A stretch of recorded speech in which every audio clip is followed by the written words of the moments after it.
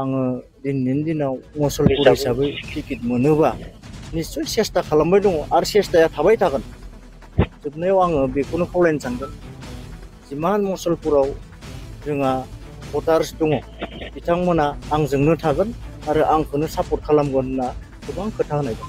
निश्चय आङो दा खामानि मावगासिनो समाज सिबियारि हिसाबै आङो खामानि मावबाय दङ आरो मैयासिम आंहा बिजेपिनि जेबो बिबान गैयामोन। दिनैनि दिनाव आङो एक्जिकिउटिभ मेम्बार हिसाबै आं मैयासिम घोषणा होदों।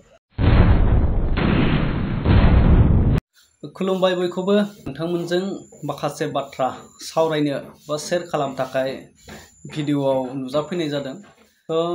नोंथांमोनाथ' नुदों ससियेल मिडियायाव थांनाय साननै सिगां गेमस्रि जाय मुंदांखा लावदुम दैमारि आरो गेमस्रिनि मोनसे जे जोंनि बर'नि हारिमु जाय हारिमुखौ सिनायथिग्रा जोंनि हारिखौ सिनायथि होग्रा आर'नाइ, बे आर'नाइयाव नेशनेल बिजेपि नेशनेल पलिटिकेल पार्टिनि मोनसे सिम्बल जाय कदमफुलनि सावगारि एरखांहोनानै बिथाङा आसामनि CM मानगोनां हिमन्त बिश्व शर्मा सार बिथांखौ मान बावहैदों। दा बेखौ लानानै गोबां रायजो राजाफ्रा कुइसन खालामदोंमोन। दा बियो बिराद गिदिर गोरोन्थि खालामनाय जादों जोंनि बर' समाजनि थाखाय आरो जोंनि हारिमु सिनायथि बेखौ लाजि फोनांदों होननानै गोबां माने रायजोफ्रा कुइसन खालामदों आरो बेवहाय निमाहा बिनो होदोंमोन।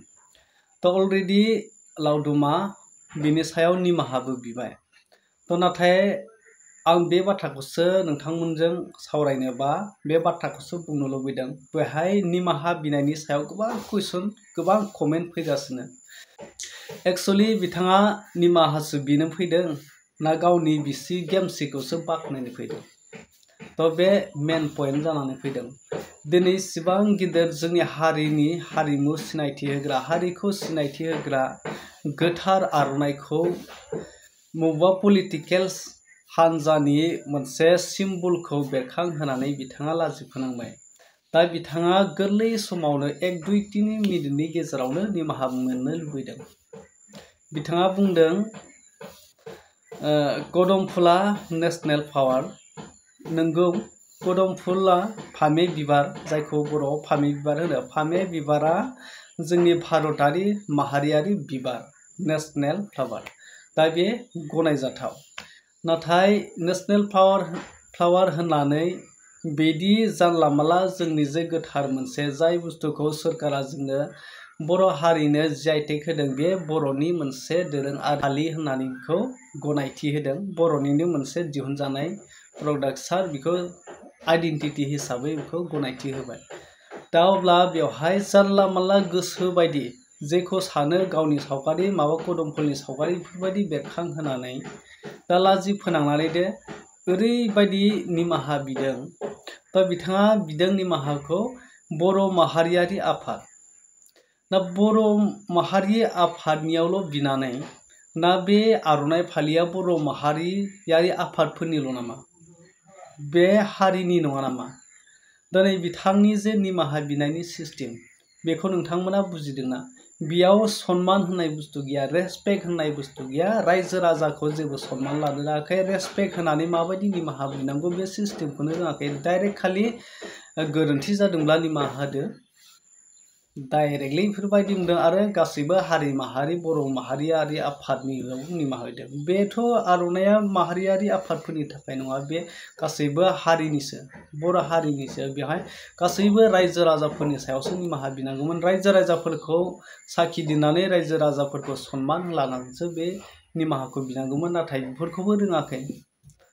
अब्ला बिथाङा गावखौ रायजोफोरनि समाजनि मोजां खामानि मावनो होननानै दिनै बबेबा पलिटिकेल्सआव थांनानै जइन जानानै बिजेपियाव थानानै बिथाङा केन्डिडेट जानायनि सिमां नुनानै उनाव गावनि हारिनि माखासे दोरोङारिफोरखौनो गावनि हारिनि हारिमुफोरखौनो सनमान लानो रोङाखै, रायजोफोरखौनो सनमान लानो रोङाखै। अब्ला इयुनाव बर' रायजोनि थाखाय समाजनि थाखाय मा मोजां खामानि मावनो हागोन?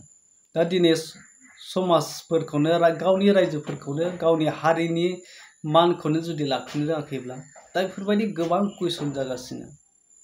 दा बिथाङा दिनै गेमस्रि दैमानि सायाव गावनि बिसिनि सायाव बुंदों समायना नुनायखाय बेफोरबायदि माने स्टेटास होबाय।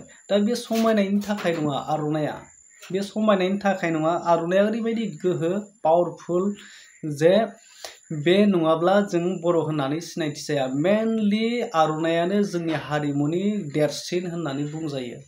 बे नङाब्ला जों गावखौ बर' होननानै सिनायथि होजाया।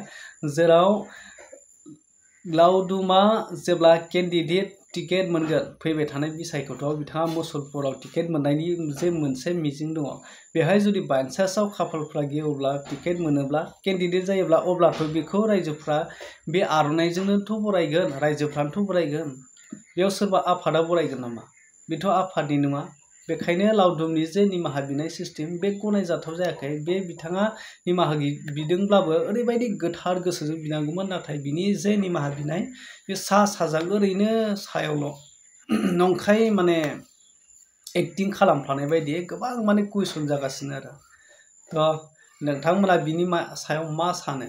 गोबां बाथ्रा बुंनो दङब्लाबो नाथाय जोंफोरबायदि माखासे फिसा फिसा क्रिएटरफोरा बिथांमोननि सायाव बाथ्रा बुंनो हाया। मानोना बिथांमोना गोबां हाइ लेभेलनि मानसि, गोबां पावारफुल मानसि। मानोना जायफोरा पावारफुल मानसि, जायफोरा हाइ लेभेलनि मानसि, बिसोरनाव थाखा फैसा एभेलेबेल थायो। आरो बै थाखा फैसा एभेलेबेल थाबानो मानसिया गावखौनो हाइलाइट खालामनानै लायो। आरो बेवहाय माखासे फिसा फिसा उन थाखोनि मानसिफ्रा बाथ्रा बुंनो हानाय, बिसोरनि सायाव आवाज दैखांनो हानाय जेबो साहस थाया बा पावारखौ गोहोखौ मोना, बिसोरनो दानथेना दोनो। दा बेफोरबायदि दिनै लावदुममोन बायदिया थाखा फैसा एभेलेबेलखाय गोसो बायदि खालामनो हायो, जेखौ सानो बेखौनो मावनो हायो। दिनै बिसिया जायखौ मोजां मोनो बेखौनो खालामनानै दिन्थियो, मावनानै दिन्थियो, जेराव थांनो गोसो जायो बेखौनो बेरायहोनो लाङो। दा बेफोरबायदि मानसिया दिनै समाजनि मा खामानि मोजां मावनो? दा बेफोरबायदि माने गोबां कुइसन जागासिनो आरो। दा बेखायनो लावदुमनि जे निमाहा बिनाय बे इसेबो माने गनायजाथाव नङा। बिथाङा रायजो राजाखौ सनमान होनांगौ, गासैखौबो मान होनानै गावनि गोथार गोसोजों जाय हारिनि हारिमु दोरोङारि जाय जोमग्रा जोंनि आर'नाइ फालिखौ असनमान खालामबाय, बे असनमान खालामनायखौ सनमान लाखिफिननानै बिथाङा निमाहाखौ गोथार गोसोजों बिनांगौमोन, नाथाय बे बुस्थुखौ रोङाखै। थ' बेसेनोसै। नोंथांमोना बिनि सायाव मा सानो? नोंथांमोनाबो बिजिरनानै नायदो आरो कमेन्ट सेक्सनाव थांनानै कमेन्ट खालामदो। भिडिअखौ हाजासे शेयार खालामदो।